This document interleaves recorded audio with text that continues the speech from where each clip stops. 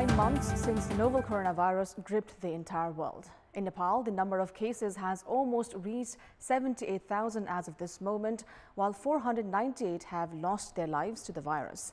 This week, a private firm struck a deal with the Russian Direct Investment Fund to supply 25 million doses of Russian vaccine Sputnik V, giving a ray of hope to the countrymen. However, critics have pointed to foul play and have questioned the credibility of the agreement and the government's feeble role in managing the crisis. Good morning, I'm Sarah Sapsanama, and these are the headlines of the hour. Over 1,500 new cases of COVID-19 reported in the past 24 hours takes the national tally past 77,000. Death tally climbs to 498. Constitutional bench of the Supreme Court begins hearing on the writ filed to scrap the government's appointment of ruling NCP leader Gautam to the National Assembly. NATO allies France and Turkey trade angry recriminations as international tensions mount over the fiercest clashes between Azerbaijan and ethnic Armenian forces. And Manchester City, Manchester United and Everton all advance to the quarterfinals of the League Cup.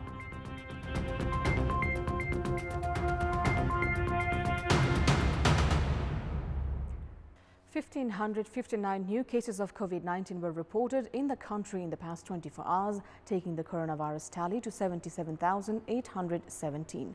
7 more deaths were reported, taking the COVID-19 death tally to 498. According to the Health Ministry, the federal capital reported 902 cases in the past 24 hours. 697 were reported in Kathmandu district alone, 112 in Kantipur and 93 in Lalitpur. Likewise, Morang reported 98 cases, Rupandehi 70, Chitwan 62, Nawalparasi 45, Surkhet 41 and Sunsari and Makwanpur 38 each. Meanwhile, 1,057 individuals were discharged in the past 24 hours, having fully recovered from the virus. With this, the number of recoveries has reached 56,428 so far, and the recovery rate has reached 72.5%. According to the Health Ministry, there are 20,891 active cases in the country at the moment, out of which 10,087 are in isolation centers and 10,804 are in home isolation. The ministry has said 30 patients are receiving treatment in ventilators, while 201 are in intensive care units. According to the Health Ministry, a total of 12,205 swab samples were tested in the past 24 hours through the PCR method, taking the test tally in the country to over 1.02 million. The Shukraraj Tropical and Infectious Disease Hospital in the capital's Teku has been crowded in recent days, with flocks of people lining up to submit their swab samples for coronavirus tests. With the lifting of the lockdowns and prohibitory orders across the country, thousands of people have been flocking back to the capital for studies and work purposes. Many say they have been compelled to take up the test by their landlords, with some barred from returning to their rented spaces without a PCR report. Jayakanta Yadav, who is preparing for MBBS entrance exams, arrived in Kathmandu on Tuesday. However, upon arrival, his landlord demanded him for a PCR report. Yadav then reached Kathmandu's Shukraraj Tropical and Infectious Disease Hospital in Teku early morning and submitted his samples a few hours later. मैले यहाँ पढिरहेको छु त्यही इन्ट्रान्सको preparation गर्नको लागि यहाँ आएको छु मैले घरपट्टिले भन्नुभयो के पीसीआर टेस्टको रिपोर्ट चाहिन्छ त्यसपछि घरमा छिड्न दिन्छु भनेर त्यही भएर मैले यहाँ पीसीआर टेस्ट गराउनको लागि आएको छु. The Health Ministry has advised to limit the tests through the PCR method only for people showing symptoms like fever and cough. However, as landlords in the capital have demanded for test reports, many have been compelled to take up the tests despite being asymptomatic. The Health Ministry says majority of these individuals have tested negative for coronavirus. The Shukraraj Hospital says it has raised its swab collection from 300 to 800 per day, considering the rising number of applicants. Meanwhile, the ratio of number of infections has dropped down from 1 in 3 people to 1 in 6 in just 2 weeks.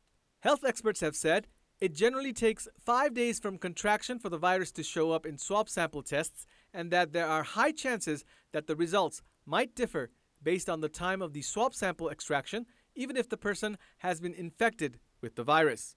The Health Ministry has advised for traveling people who show no symptoms to stay in quarantine for 14 days. However, health experts say the crowds at hospitals for tests with or without symptoms have only raised the chances of the virus spread. The Teku Hospital has said the provision for free test has also raised the number of people taking the tests.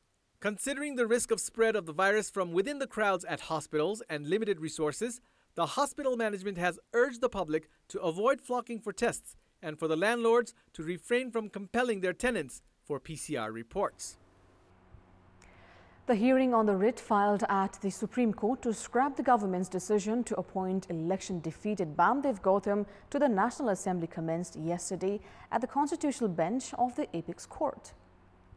The hearing is being observed by a joint bench of Chief Justice Cholinder Samse Rana, Justices Deepak Kumar Karki, Hari Krishna Karki, Bishambar Prasad Shrestha and Ishwar Prasad Khatiwada.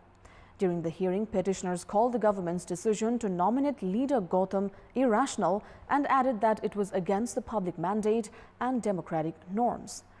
They argued that a leader who was vanquished in the elections for House of Representatives could not be a member of the National Assembly. The hearing is scheduled to continue tomorrow. Last week, a single bench of Justice Ananda Mohan Bhattarai had issued an interim order halting the process of Gautam's appointment to the National Assembly. The order had impeded Gautam's aspirations of being a minister. Justice Bhattarai's bench had demanded a constitutional clarification on the process to appoint Gautam despite his defeat at the general elections. Ruling Nepal Communist Party leader Bamdev Gautam had stood in the elections for House of Representatives from Bardia Constituency 1 and had faced defeat. Moving on, the cabinet restructure process has been affected due to persisting differences among the top brass leaders of the ruling Nepal Communist Party regarding Vice Chairman Bamdev Gautam. The intra-party dispute is likely to escalate as Chairman duo Prime Minister KP Sharma Oli and Executive Chairman Pushpa Kamal Dahal have been solely focused on Gautam's political fate in recent meetings.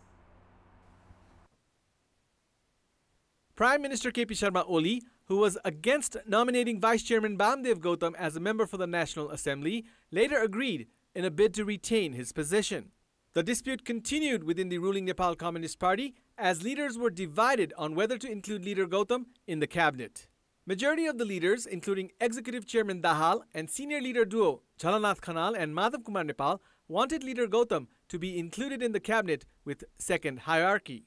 However, there has been some sigh of relief for Premier Oli for the moment, with the stay order from the Supreme Court, as he is against including leader Gautam in the cabinet, for which he has to end the tenure of his confidant Ishwar Pokhrel from the government.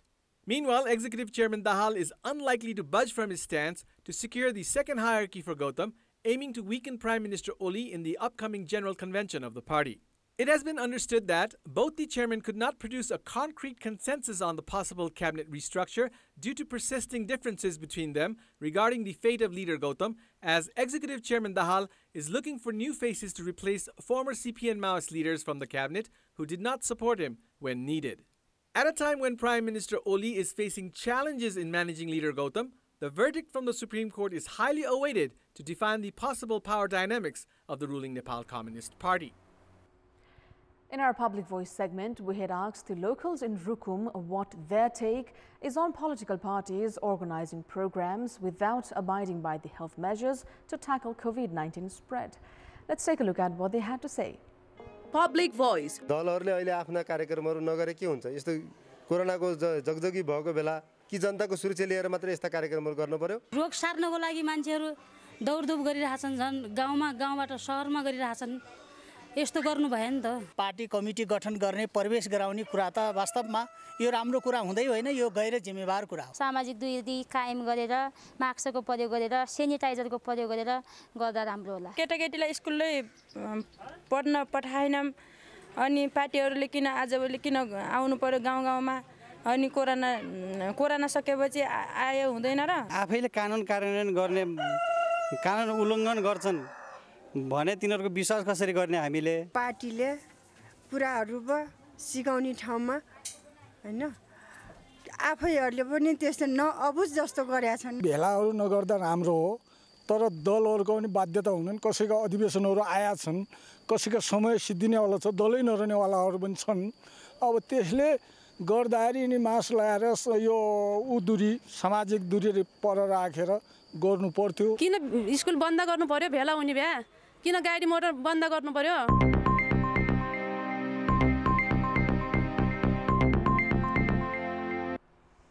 Time now for our segment Public Pulse, where you text us with your opinion.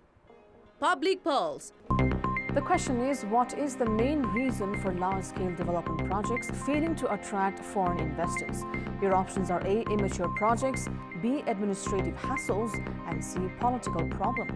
The voting is on. Type NEWS, select your option A, B, or C, and send it to 34001 to share your opinion with us. That's all for the moment. Thank you for watching. Have a great day ahead.